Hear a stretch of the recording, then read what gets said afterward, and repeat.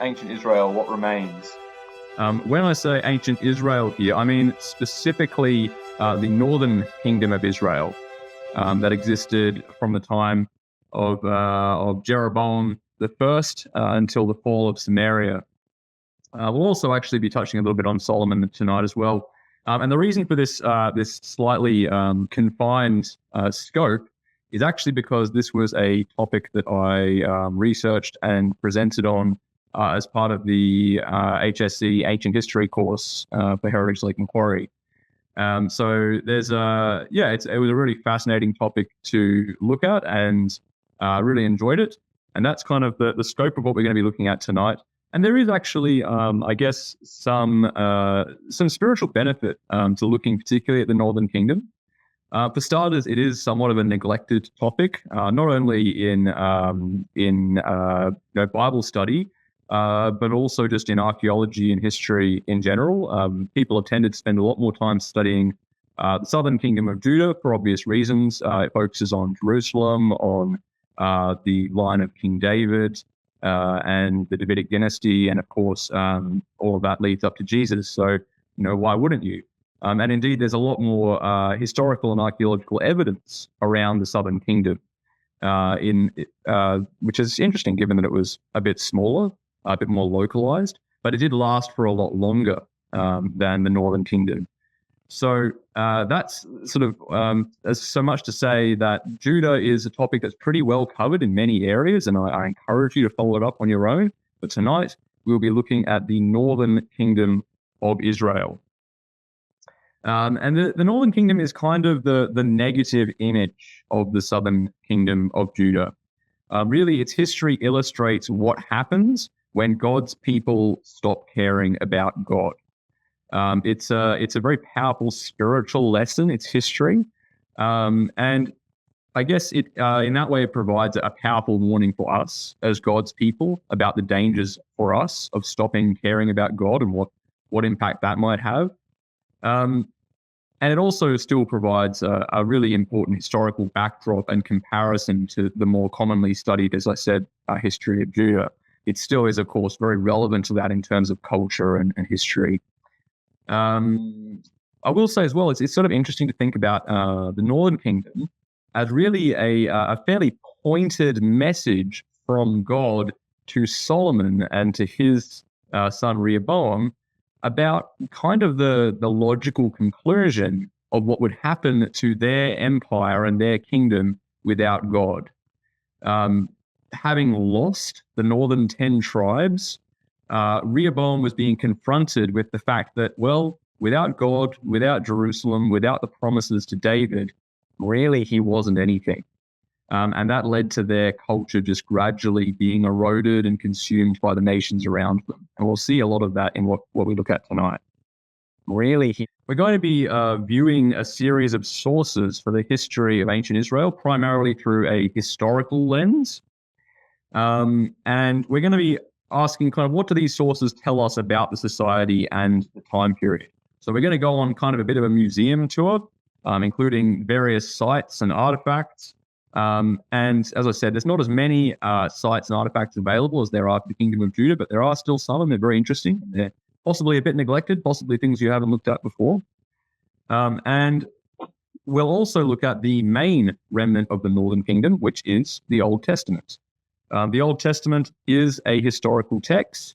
I've spoken, probably the last time I did Bible class for Moorbank, I spoke about the Dead Sea Scrolls and how they demonstrate that the Old Testament is indeed a very ancient text.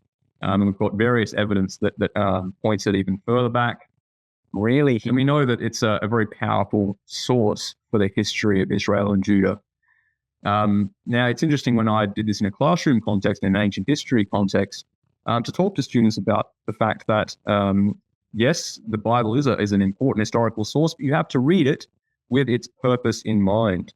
Even the books of the Bible that we normally treat as history, like Kings and Chronicles, that's the category we put those in, have a very strong religious focus. They're there to uphold the righteous kings who followed after God, who followed after Yahweh, and it's there to condemn and hold up as a bad example the kings who departed from God. So You always have to keep that in mind. But when we view it through that and we keep that in mind, we can use these as really valuable historical sources. We'll be considering also some passages that were intended to have a spiritual application, specifically, for instance, prophecies, very specific spiritual application there. We're going to look at them for their historical implications and the assumptions that they involve. They'll use references to everyday activities and places and activities that, while they're using them to illustrate a spiritual lesson, actually illustrate a lot about everyday life as well. And of course, we'll also consider the spiritual implications at those times because this is, after all, Bible class. So, here's a map of the area we are looking at. We're looking at the area in blue, the kingdom of Israel, as opposed to the southern kingdom of Judah. And this is, look, I won't go ranting on about it now, but for some strange reason, the ancient history syllabus in New South Wales chooses the northern kingdom as its focus rather than the southern kingdom, or indeed rather than both. So that's what I have looked at in particular. And you can see in the center there, the capital of the kingdom of Israel is Samaria. And further to the north of that, not pictured on this map, are a couple of other significant cities, Jezreel and Megiddo. Megiddo is further out towards Mount Carmel, which is that little bump on the coast. And those are very important fortified cities, which actually my title slide was a picture of some gates at Megiddo that have been unearthed. Here's a bit of a timeline. The kings and prophets of Israel and Judah. So what we're going to be looking at in terms of our scope for tonight starts at Solomon. So we'll look at, I guess, the unified kingdom at times under Solomon, and then moving on from there, just that yellow strip along the top, all of the kings of Israel there. And you can see some of the prophets as well in between the yellow and green strips, and the prophets with yellow bands specifically relating to Israel as well. So that's our timeline we're looking at tonight. And the first thing to note about this is that the kingdom had nowhere near the level of continuity the southern kingdom had. The southern kingdom was the Davidic dynasty, and it had its ups and downs in terms of spirituality and focus and values, but it was just the one royal dynasty from start to finish, and it extends well beyond that timeline that's on the screen as well. I've just snapshotted the bit that contains Israel, which, as you can see, ends in Assyrian captivity during the reign of Hezekiah in the south. So Hoshea was the last king of Israel, and that is not just one dynasty you see there. It is, several, and some of them you wouldn't even call dynasties. They were just individual lone kings or father-son sort of situations. Only 2 dynasties were actually established in the northern kingdom, and I'll highlight those on the screen. There was the Omride dynasty in red there, which started with Omri and ended with Joram or Jehoram, and the Jehu dynasty, which starts with Jehu and ends with Jeroboam II. Those were the only 2 dynasties that actually managed to be established in the northern kingdom, and we'll talk a bit about that dynastic instability tonight. So we're going to go through a few categories now. Tonight we're going to really focus on the practical things, the nuts and bolts of society, things like the economy and how it worked, and also the different classes of society and how they interacted. And then next Wednesday, we're going to look at more of the religious and cultural aspects of the Northern Kingdom. And I will say as well, there should be plenty of time throughout tonight for people to butt in and ask questions and make comments. Be very happy to hear from anyone. This is a huge area of topic of study that I've just sort of scratched the surface of. So I'm sure some of you have your own insights that you can add, and I'm very happy to field questions as well. There'll be lots of bits and pieces to explore tonight. The first topic I want to explore is the importance of agriculture. Now, this is it's an interesting facet of both Israel and Judah, which perhaps sometimes we don't focus on enough, is how agricultural these nations were. Israel and Judah really relied on agriculture. Like that was their thing. Farming and growing of crops was really the main source of stability and income in Israel and Judah. And this explains why things like the famine during the time of Elijah, the drought rather, was such a huge deal. Like it would have really crippled the economy entirely. It also makes sense when you think about the fact that Israel is situated on that fertile Rift Valley running up the eastern coast of the Mediterranean there. It's good fertile land. It's a good place to do agriculture. And when they needed other things like metals and ores, stone, timber, all of those other commodities of the ancient world, they had to trade for them. Israel didn't really produce these things on their own. Agriculture was really their thing. So let's look at some sources for this. Here's an example of looking at a prophecy, which would normally primarily have a spiritual application, and looking at it in a practical way. So Amos talks about this sort of social inequality that was going on in Israel. He's condemning people here. He says they eat lambs from the flock and calves from the middle of the pen. They drink wine from sacrificial bowls, and they pour the very best oils on themselves. Now, the primary application of this verse is to look at those people and say, well, what a selfish, greedy, unfeeling, uncaring group of people. Look at them, lavishing attention and the best of the goods on themselves and ignoring all of the poor and needy. Absolutely, that is the case, and that's a good interpretation of the verses there. It's always interesting, though, to look at this in a historical light as well, because sort of removing the morality from the scene, what this simply tells us is that during the reign of Jeroboam II, it was a time of agricultural abundance. The rich and wealthy were able to enjoy all of these things, lambs and calves and wine and oil. It was a time of abundance.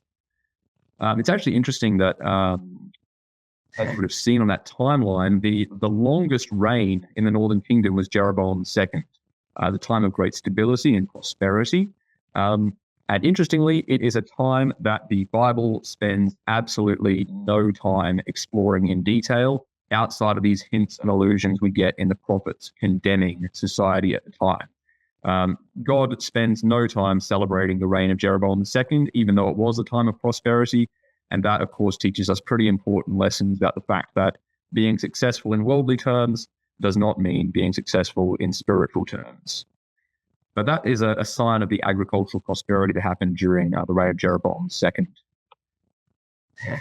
Proverbs has an interesting note about the link between, spirituality and having an abundant harvest. So Proverbs 3 verses 9 to 10 says, "Honor Yahweh with your wealth and with the first fruits of all your produce. Then your barns will be filled with plenty and your vats will be bursting with wine."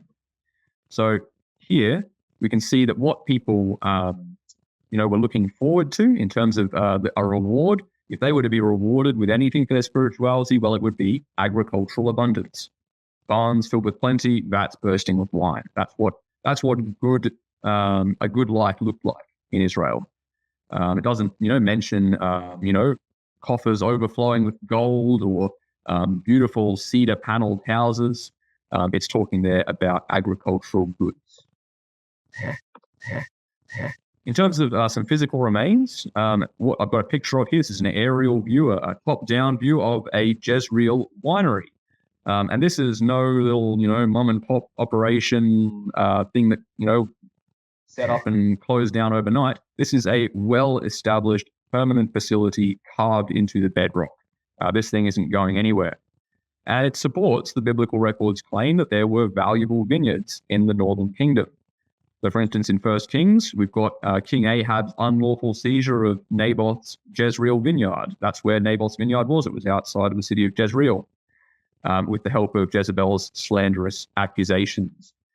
So it's interesting that we have some archaeological evidence for that kind of thing. This would have been a really valuable operation, this vineyard and this winery. So little wonder that greedy King Ahab wanted to get his fingers on it. Moving on to a related topic, we'll talk about occupations, crafts, and industry.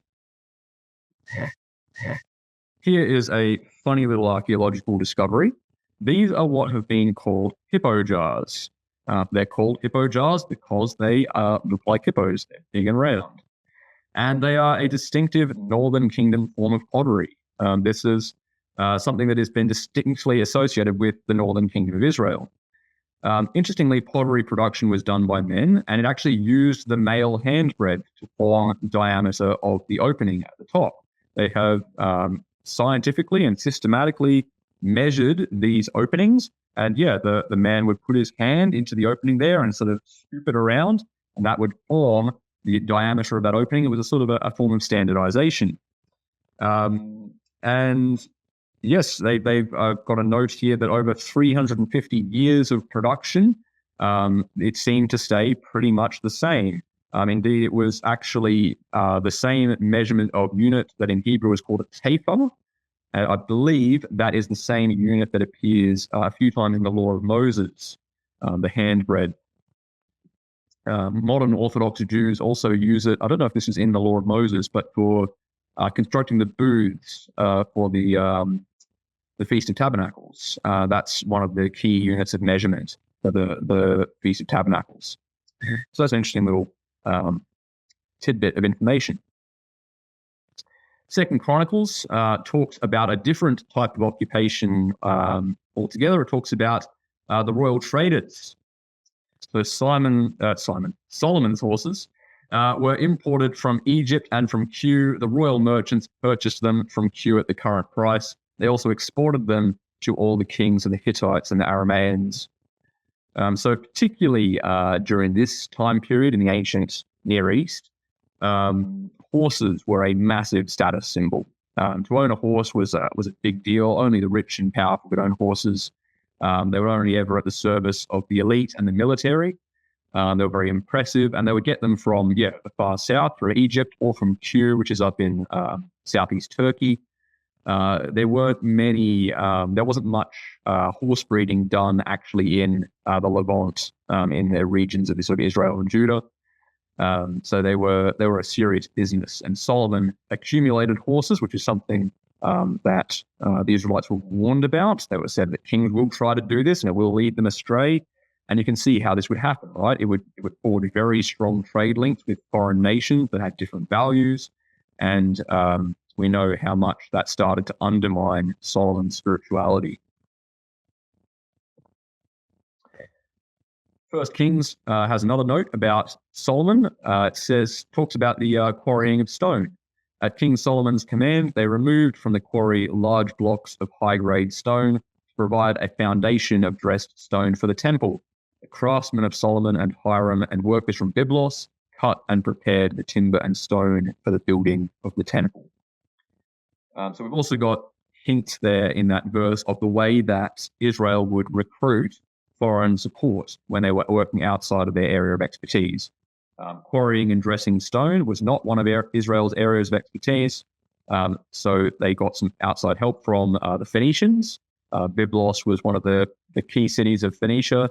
I think it's actually where the Phoenician alphabet, which became the foundation of Hebrew and Greek and basically everything, that was invented in Byblos. Or at least that's where we have the earliest evidence for it.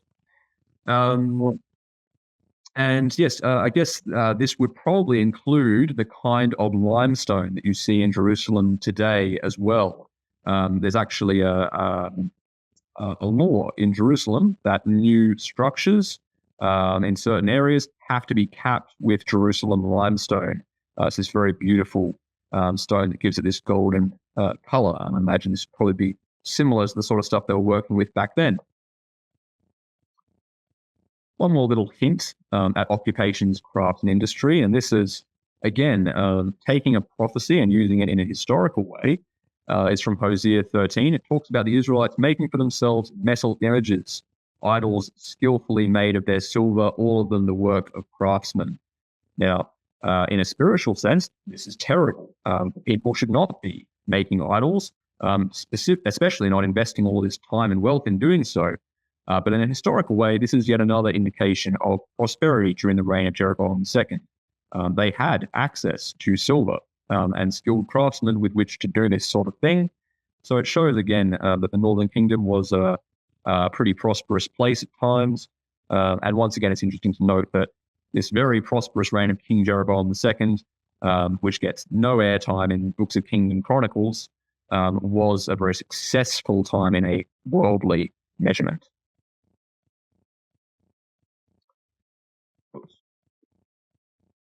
Have a look now at technology. What kind of technologies or evidence of technology do we have in ancient Israel? Well, once again, looking at a prophecy from a historical perspective, here is a passage from Isaiah 28. It says, "Does he who plows the sowing plow continually? Does he continually open and harrow his ground? Dill is not threshed with a threshing sledge, nor is a cartwheel rolled over cumin, but dill is beaten out with a stick, and cumin with a rod. Does one crush grain for bread?" So this primarily has a spiritual application. I can't actually remember the rhetorical point this is trying to make. Something about not behaving appropriately in the situation. That might be one to look up at the end of the class. But we can see in this verse, some indications of the kind of technologies that Israel was applying to their agriculture. They had threshing sledges and cartwheels and plows. In fact, here's a slide just illustrating a bit of how that worked. So on the left there, you've got a reconstruction of a threshing sledge. This was a bunch of planks of wood put together into a sledge, and into the base of it, they would embed these really jagged, hard rocks and stones. And then they would run that over the top of the harvested wheat.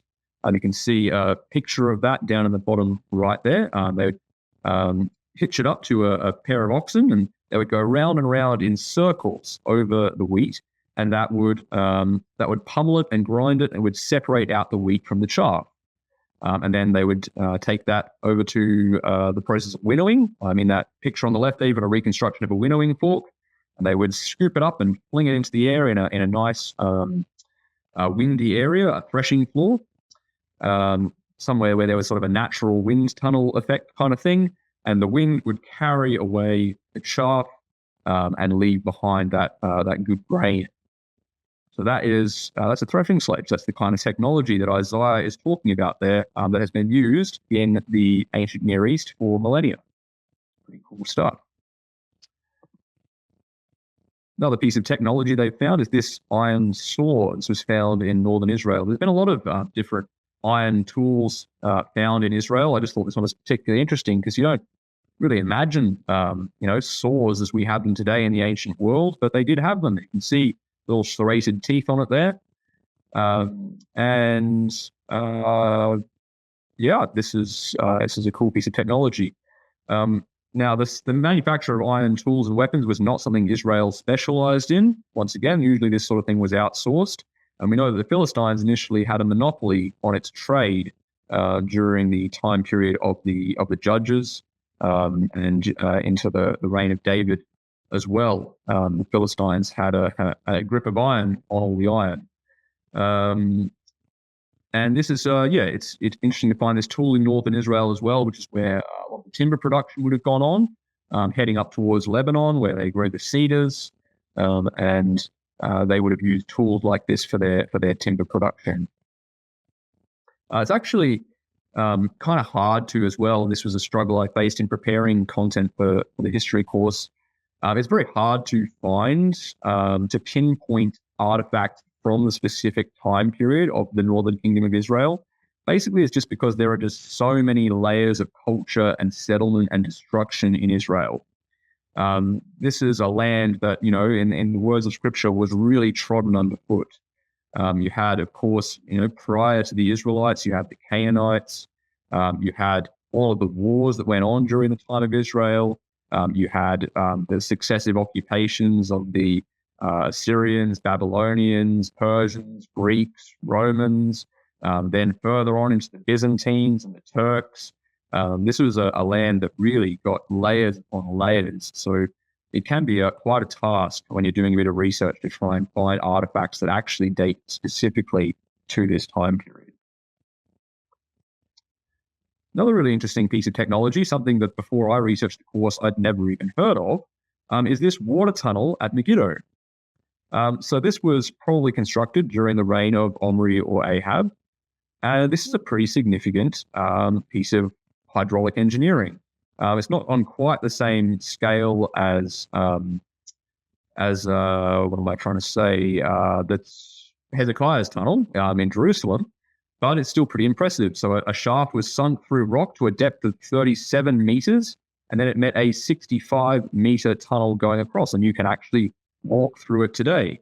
It allowed inhabitants to access water from a spring outside the city walls in the event of a siege, and as I've noted there, it was a significant feat of hydraulic engineering, and this is a sign of the kind of technology they had at their disposal in the Northern Kingdom. And of course, if you're up against foes like the Assyrians, as indeed Ahab was a couple of points in his reign, you needed to have this kind of reservoir at your disposal. Very, very important for keeping a city safe and secure in the event of siege. Talk a bit more about economic exchange, the kind of trading that went on in Israel. How did they trade and interact with the nations around them? Second Chronicles has an interesting note about the reign of Jehoshaphat. Jehoshaphat is, normally considered one of the good kings, right? He was very passionate about the law and about worship of Yahweh and about ensuring that these things were done consistently and that the people were taught in these ways. He initiated these big education programs, which is awesome stuff. But interestingly, Second Chronicles mentions a little slip-up of Jehoshaphat. It talks about him joining with Ahaziah, king of Israel, who acted wickedly, and he joined him in building ships to go to Tarshish, and they built the ships in Ezion-Geber. So this is an example of maritime trade during the Northern Kingdom of Israel. And Ahaziah, northern king, is participating in this. There's some trade going on between Israel and Judah, and they're even sending ships off as far as Tarshish. There's much debate about exactly where that is, but far away is the simple answer. This, in the words of Scripture, did not end up well. The next couple of verses have this to say: Eliezer, the son of Dodavahu of Marashah, prophesied against Jehoshaphat, saying, "Because you have joined with Ahaziah, the Lord will destroy what you have made." And the ships were wrecked and were not able to go to Tarshish. So whatever efforts at economic exchange were going on here, they didn't end up very well. Miller and Hayes are a couple of modern historians who've written about ancient Israel. They had some really interesting comments to make about the relationship between Israel and Assyria. We tend to think of Assyria as the enemy, and indeed they were. Like Ahab, as we will see tonight, actually mounted a campaign against Assyria alongside several other kings. The Assyrians are the ones who ultimately destroyed Israel and Samaria. But what Miller and Hayes basically discuss is the fact that Assyria, in many situations, was actually good for Israel. Because what Assyria did is they kept some level of control over the region. The Assyrians were so aggressive and so involved in the whole Fertile Crescent that it basically kept the Aramaeans, Moabites, Edomites, Ammonites busy fighting them and preparing to fight them, so that less local conflict went on. During the Jehu dynasty, interestingly, Assyria started to decline. And so these other nations started to get a bit big and strong again, and a bit too big for their britches. And Israel and Judah, according to Miller and Hayes, were surrounded by opposition states, and they were shut off from the larger world of trade and commerce for the first time in several decades. They no longer had this option of trading with Assyria, which is described in Hosea. Hosea condemns Israel. He's talking about, uses the that sort of metaphorical kind of name, symbolic name of Israel, which is Ephraim. He says, Ephraim feeds on the wind and pursues the east wind all day long. They multiply falsehood and violence. They make a covenant with Assyria, and oil is carried to Egypt. So this verse clearly states that Israel had trade alliances with Assyria and Egypt. I guess similar to the kinds of things that were going on in times of Solomon with the horse trade, but this time it's oil. And note again, it's an agricultural product that they're trading. It's not wood. It's not metal. Not slaves. It's oil that Israel is trading. And that would be olive oil, by the way. This is an interesting Assyrian artifact which records things about the Northern Kingdom.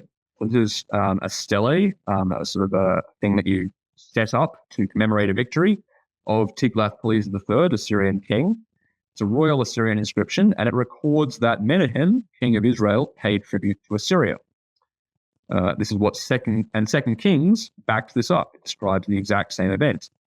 Pul, which was kind of the nickname of Tiglath-Pileser, the king of Assyria, came against the land, and Menahem gave Pul 1,000 talents of silver that he might help him to confirm his hold on the royal power. So we can see here Israel trading silver for trying to consolidate their grip on power. Sadly for Menahem, all this really did is gave Assyria more of a foot in the door to eventually come in and take over the entire nation. Interesting as well, we've got trade of silver there rather than oil or other agricultural products. I suppose this would have to do with the fact that Assyria liked to carry off impressive booty in their inscriptions and things. So probably silver sounded a bit more impressive than anything else they had to provide. Second Chronicles, and to sort of go back to more positive, happy times, back in the time of Solomon, we have a description of economic exchange between Hiram and Solomon. So in a letter from the Phoenician king Hiram, Second Chronicles records, "Now let my lord Solomon send to his servants the wheat, barley, olive oil, and wine he has promised." Those are the things that Israel had to barter with. "We will get all the timber you need from Lebanon and bring it in raft-like bundles by sea to Joppa. You can then haul it on up to Jerusalem." Which is a pretty cool way of transporting timber, just making the big rafts and then send it down the coast. And it makes a lot of sense, doesn't it? And of course, Joppa, a very important port of Israel, still is to this day. Jaffa, I think it's called now. All right. We'll talk now about a bit of social hierarchy, about how society was structured. We'll start in human terms at the top, the role of king. So coming back to Miller and Hayes. Now, Miller and Hayes, along with many other modern historians, use a piece of terminology that at times can be quite uncomfortable, but from a historical perspective, makes a lot of sense. And that is the term Yahwism or Yahwists. So Yahwism is the term that modern historians use to describe the worship of Yahweh, that specific religion. And this is, this kind of rubs us the wrong way, doesn't it, sometimes, because it seems like using God's name in a very technical, sort of secular way. But from a historical perspective, sadly, it makes a lot of sense. We can't just talk about God in a historical sense, because sadly, Israel had many gods. Yahweh was just one of them. That's how they treated him for much of their history. But Miller and Hayes had this to say about Yahwism. They said Yahwists strongly believed in royal Zion theology. This is what Orthodox Yahwists, the good ones, I guess, according to our understanding, believed in, which claimed that Yahweh had granted the exclusive right to rule his people to a Judean dynasty founded by David and centered in Jerusalem. Interesting to see, modern historians outlining essentially what we would call the promises to David. This is something that is understood in the historical community, that this was a phenomenon that was a strong underpinning in Judah. Part of the reason for the dynastic instability in the Northern Kingdom was the lack of any such sustaining royal narrative. They had lost their connection to David, they had lost their connection to Jerusalem and the temple, and so they had very little to go on. This is why Jeroboam had to initiate things like the worship of the calves in Dan and Bethel to try and create some sense of connection with their history of Egypt coming out of Egypt, the Exodus, Moses, all of that. It's sort of a desperate attempt to cling on to some kind of legitimacy. The Northern Kingdom, as I said as well before, was pretty bloodthirsty. We get kings bumping each other off left, right, and center. So, for instance, here's a textbook example. So Baasha killed Nadab and reigned in his place. And as soon as he was king, he killed all the house of Jeroboam. He left to the house of Jeroboam not one that breathed until he had destroyed it. So a really brutal description of a royal purge going on here. You can sort of contrast this with, for instance, the actions of King David when he searches out Mephibosheth so that he can show kindness to him and care for him. This is not how kings consolidated power in the ancient world.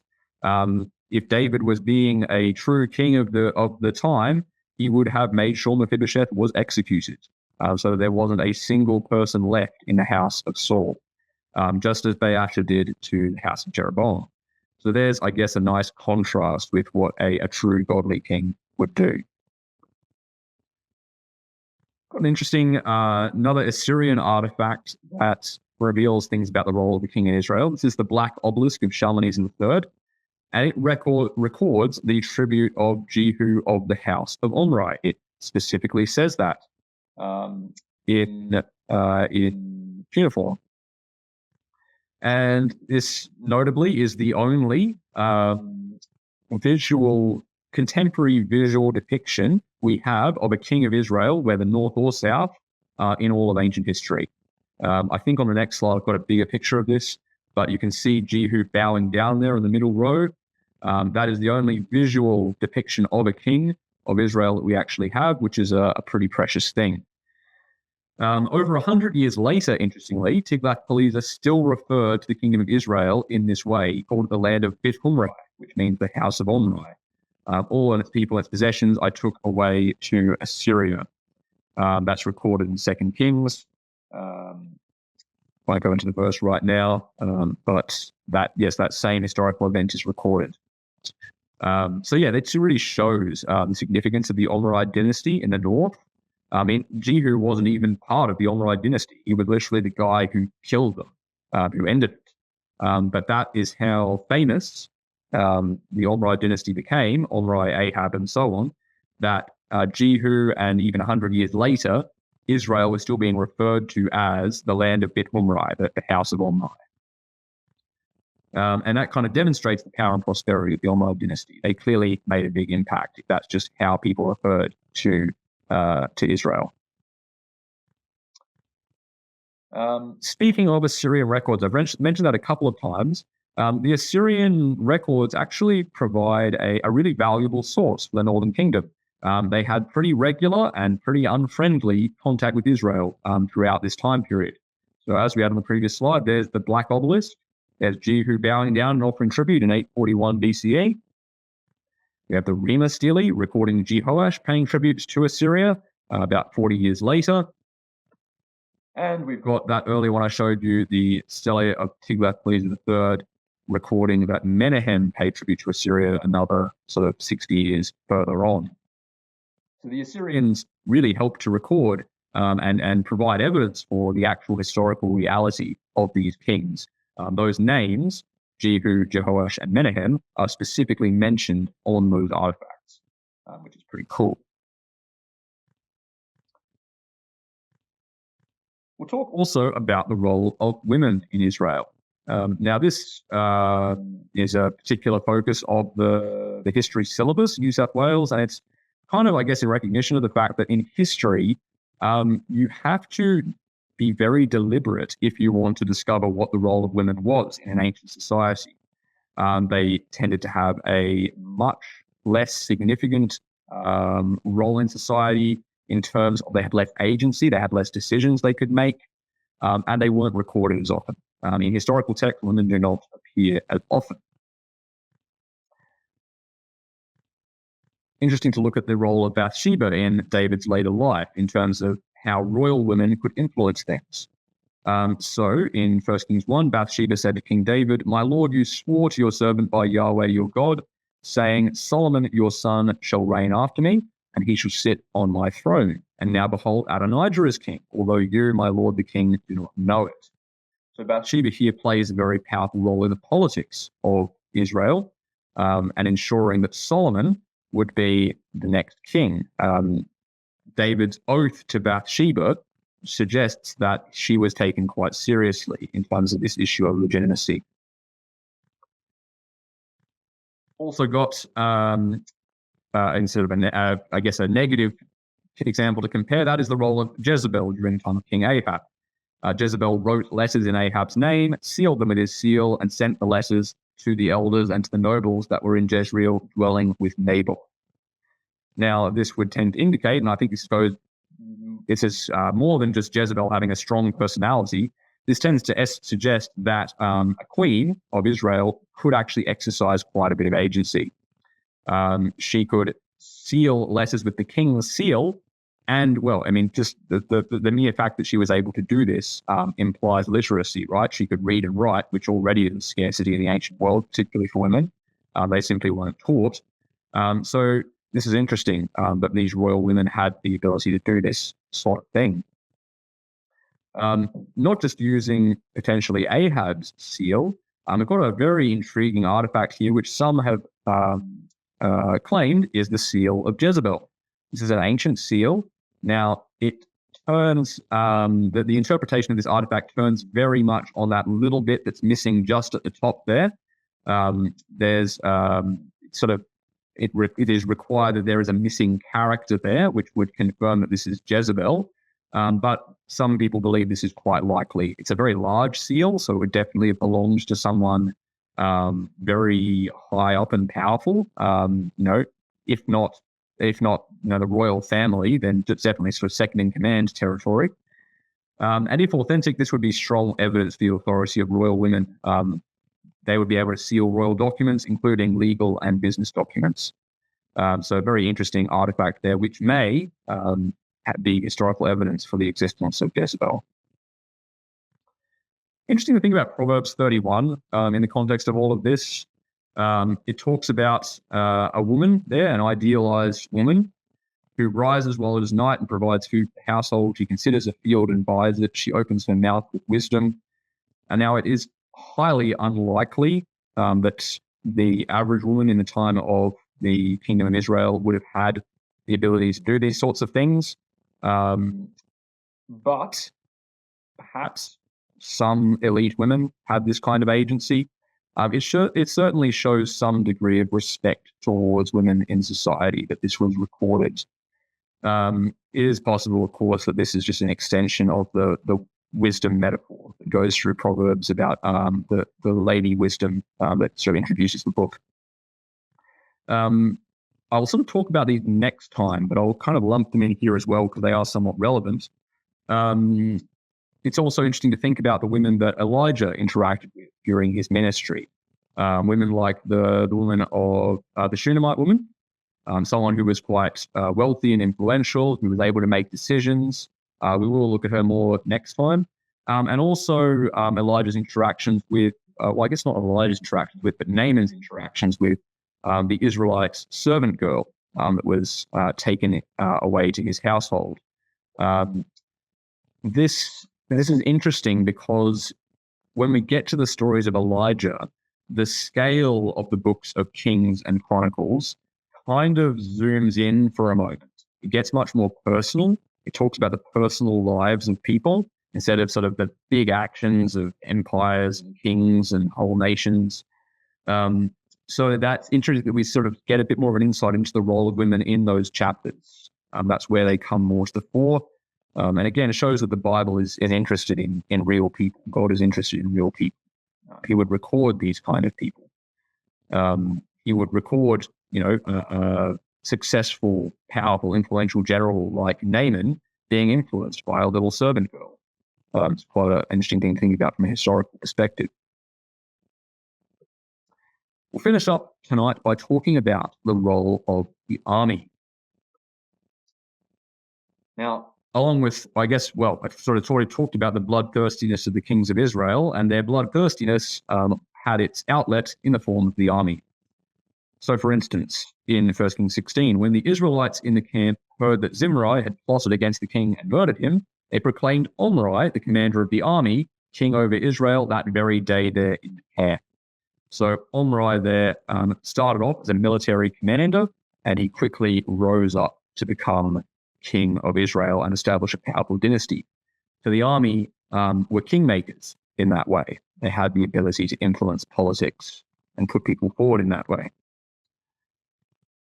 The kings had an important connection to the army, and they were expected to exercise military control. So once again, Jeroboam II restored the border of Israel from Lebo Hamath in the north to the Sea of the Rift Valley in the south, just as the message from Yahweh, God of Israel, just as in the message from Yahweh, the God of Israel, that he had announced through his servant Jonah. His military success in restoring Israelite control over Damascus and Hamath is recorded in the scroll called the Annals of the Kings of Israel. So there's, a fascinating passage for a couple of reasons. So once again, Jeroboam II, very successful king, even though he was ungodly. And also, we have the only other reference to Jonah in the Old Testament apart from the book of Jonah. This was his, we believe, his past experience before the whole being swallowed by a fish thing. Was his prophecy that Jeroboam would restore the borders of Israel. This kind of gives a bit of, context as to Jonah's pride in his role.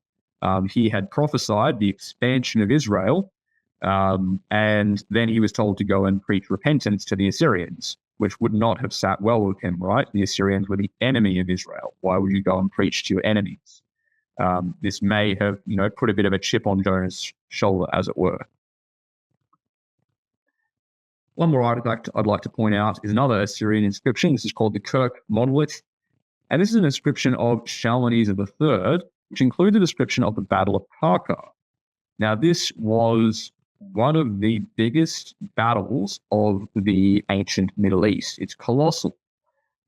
This was the Assyrians versus a confederacy of 12 kings from the region of Israel. Interestingly, this is not recorded in the Bible. According to the inscription, King Ahab, the one from the Bible, committed a force of 2,000 chariots and 10,000 foot soldiers to a coalition opposing Assyria, which is a pretty substantial fighting force, particularly those chariots. There's possibly some exaggeration in the numbers there, but yeah, that's a big chunk of chariots. It really affirms the central role of chariots in the Israelite army, regardless of how that number is taken.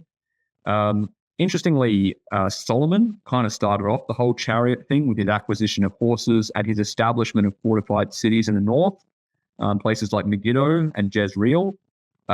These cities were kind of set up in an interesting way. They were put on high vantage points, kind of like hills or plateaus, and they were set up, I guess that makes them, very easily defensible, but they were set up in areas where there were big surrounding plains. What this meant is that you could have this garrison of horses up on top of the hill, all their stables and your chariots and things, and then in the event of an attack, you could launch them down the hill into the enemy, and they could zoom around the plains, wiping them all out, which is a pretty dramatic way to win a battle. So that was kind of part of Israel's defensive and military strategy, was having chariot garrisons at the top of hills that could then zoom down and attack the enemy. Which is an interesting way of doing things. So, to wrap up some key ideas from tonight, Israel was an agricultural nation. They relied on trading agricultural goods for other materials and services. And we see this coming out, got my notes, in lots of cultural references in prophecies, in parables, in scripture. Culturally speaking, Israel was kind of doomed from the start. Without the connection to Jerusalem and the temple and the Davidic dynasty, their own culture just kind of gradually eroded. And we'll talk more about that next time in terms of the impact on religion and culture from the surrounding nations. And once again, it's kind of an indication of where Solomon's kingdom was going. Without God, Solomon was nothing. And that's really what ended up happening to Israel. They were wiped out a couple of centuries earlier than Judah. prophecies, interestingly, are also full of historical details that speak to the reality of Israel's historical culture. Details like that one from Isaiah, listing all of the agricultural equipment and implements. Those prophecies, while they teach us important spiritual lessons, can also be sort of glean historical information from them. The grandest secular achievements of Israel get barely a passing mention in the Bible. Things like Jeroboam II's prosperity and successes, the only reason they ever come up in the Bible is in their sort of veiled references we get in prophecies of people like Amos, who are condemning the elite for their lack of care, for how much of a sad parody of God's people they have become in their oppressive practices. And finally, there are many historical artifacts that demonstrate the historical reliability of the biblical record of ancient Israel. These sorts of things are being discovered more and more all the time, which is pretty exciting. Gone are the days of the sort of 19th century historical criticism, where they could claim, well, there just isn't any evidence for the kings of Israel. There's plenty of evidence, which is an exciting thing, and just one of the ways that we can affirm faith in the scriptures.